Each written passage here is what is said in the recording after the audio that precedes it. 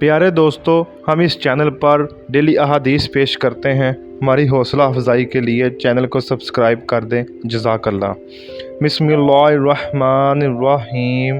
اللہ کے نام سے شروع جو نہایت مہربان رحمت والا ہے۔ ام المومنین عائشہ صدیقہ رضی اللہ تعالیٰ عنہا کہتی ہیں کہ رسول اللہ صلی اللہ علیہ وآلہ وسلم انصار کے ایک بچے کے جنازے میں بلائے گئے تو میں نے کہا، اللہ کے رسول، اس بچہ کے لیے مبارکباد ہو، وہ تو جنت کی چڑیوں میں سے ایک چڑیا ہے، نہ تو اس نے کوئی برائی کی اور نہ ہی برائی کرنے کا وقت پایا۔ آپ صلی اللہ علیہ وسلم نے فرمایا، عائشہ، بات یوں نہیں ہے، بلکہ اللہ نے جنت کے لیے کچھ لوگوں کو پیدا کیا جبکہ وہ ابھی اپنے والد کی پشت میں تھے، اور جہنم کے لیے کچھ لوگوں کو پیدا کیا جبکہ وہ ابھی اپنے والد کی پشت میں تھے۔ حضرت ابو ہریرہ رضی اللہ تعالیٰ عنہ کہتے ہیں کہ مشرکین قریش نبی اکرم صلی اللہ علیہ وآلہ وسلم کے پاس آ کر آپ سے تقدیر کے سلسلے میں جھگڑنے لگے تو یہ آیت کریمہ نازل ہوئی۔ ترجمہ: جس دن وہ اپنے منہ کے بل آگ میں گھسیٹے جائیں گے اور ان سے کہا جائے گا، جہنم کی آگ لگنے کے مزے چکھو، بے شک ہم نے ہر چیز کو ایک اندازے پر پیدا کیا ہے۔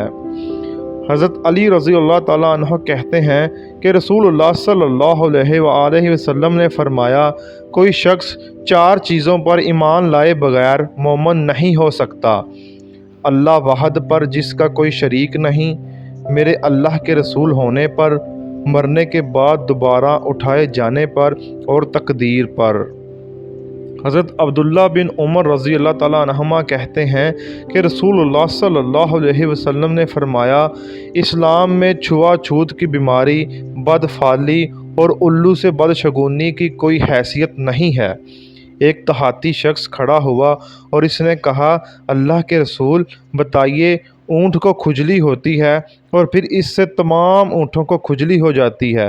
آپ صلی اللہ علیہ وسلم نے فرمایا، یہی تقدیر ہے، اگر ایسا نہیں تو پہلے اونٹ کو کس نے اس میں مبتلا کیا؟ پیارے دوستو، یہ پیاری پیاری احادیث خود بھی یاد کریں اور دوستوں کے ساتھ شیئر بھی کریں۔ اللہ پاک ہمیں ان احادیث پر عمل کی توفیق عطا فرمائے۔ جزاک اللہ۔ شکریہ۔